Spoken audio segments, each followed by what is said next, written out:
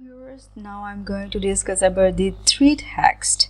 First one is vertical type tool, second one is vertical area type tool, and third one is vertical type on a path tool. So first let's just check it. Vertical type tool, what is actually work? It will just go to this vertically. From this, now you guys were watching the video, the previous video, as you were watching, there was text was going to be horizontally. Now you will see the text is coming over here vertically. I'm just gonna show you, suppose let's just click it, how to learn. So this is how, if you click the vertical text here, vertical type tool text here, it will come in. And I have already shown you the paragraph style. And next, and we will let just Ctrl Z back to this here. And let's come to the vertical area type tool. What is actually working? As I'm clicking, that same text is coming here. So we will be needing obviously some kind of shape.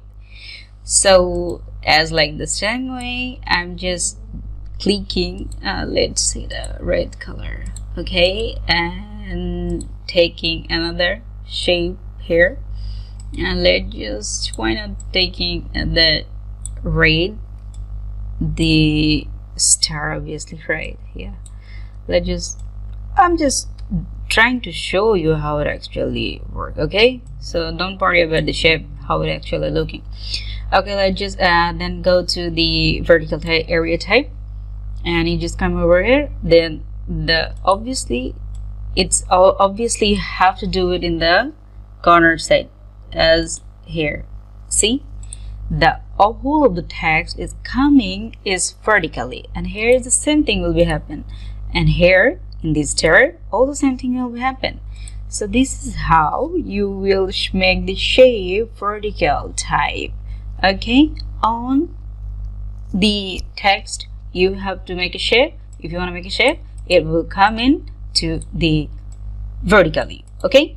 And let's just Ctrl Z again. Let's just come to back to the another shape, vertical type on a path tool.